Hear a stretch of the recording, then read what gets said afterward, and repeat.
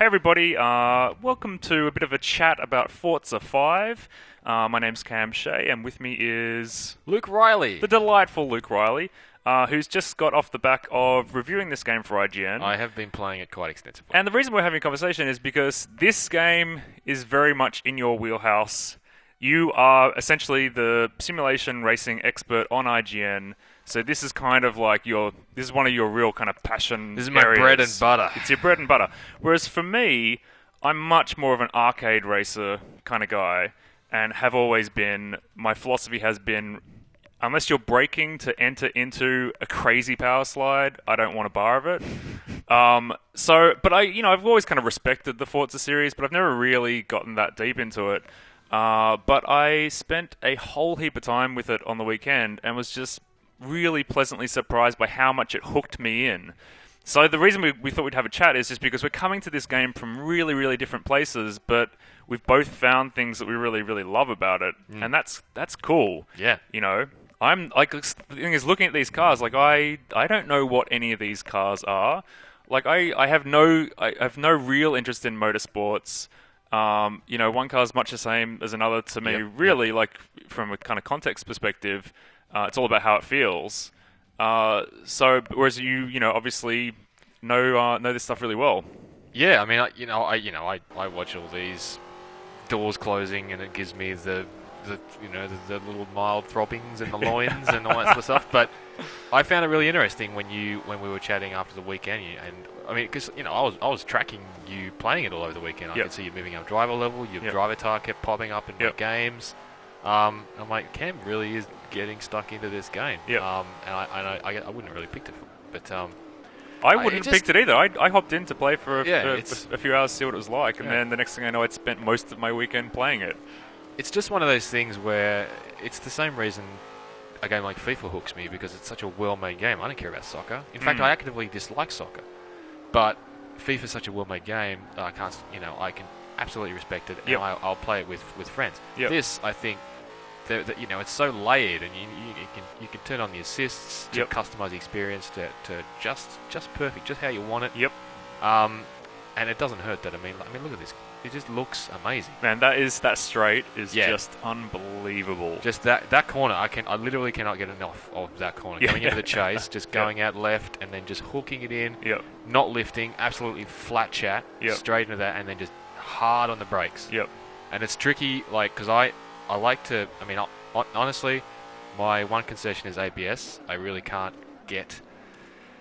just can't get the braking on the pads without ABS on. But so you and I are the same in that regard. Yeah, then. Interesting. But I do turn off all the racing line and the traction control and other stuff like that. So just nailing that braking point after that corner, it's just sublime. Yeah, right. Yeah, I mean, Bathurst is such a memorable track.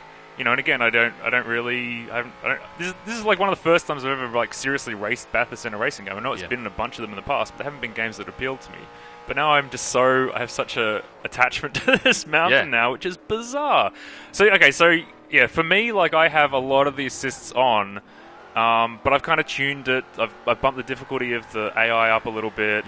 Handling's on kind of normal. I've got ABS on, but for me, it's just I hate simulation racing games where it feels like I'm just going to spin out at every corner unless I nail it perfectly. Like, I want a bit of give and take in the handling, and I also want to be able to throw the back out and just, I like moving sideways in a racing game.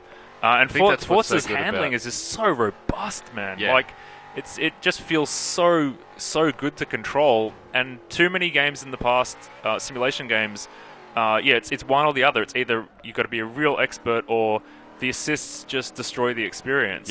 Whereas Forza manages to have this middle ground where you feel like you're in control and you feel like the car's reliable, and it's just really a really thrilling game to play. I feel like it's all in how they handle the steering. There's what you'll find is that the steering on normal steering, on account of the fact that the pad is just less precise than using a wheel or something like that. The game helps you out by interpreting your inputs a little more than say a really a less forgiving sim would. Right. So if you're so just say you're hooking your car into a corner and you're Yep. sliding the back out and you're counter steering. Yep. The reason why it feels so intuitive and the reason why you can extricate yourself from that slide Yep. and power out of the corner is because the game is telling. The controller's telling the game this is what he wants to do.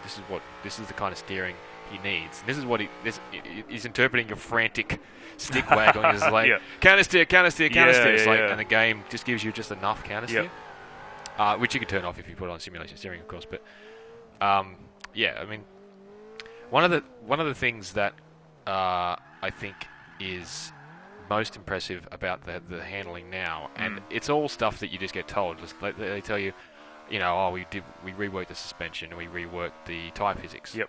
And that sort of stuff, and you go, okay, cool. Well, that's an interesting bullet point. I'll see what that translates to. Yep. And I don't make games, so I don't know what's changed under the hood in order to make it feel this way. But it really does feel remarkably more credible than it did in Forza 4. Really?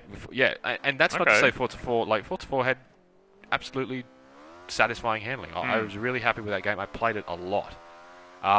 But I feel like this game, in terms of the Forza series, and in terms of most of the other sort of racing games that I regularly play, has a really remarkable sense of weight to the cars. Yep. And it hasn't compromised speed.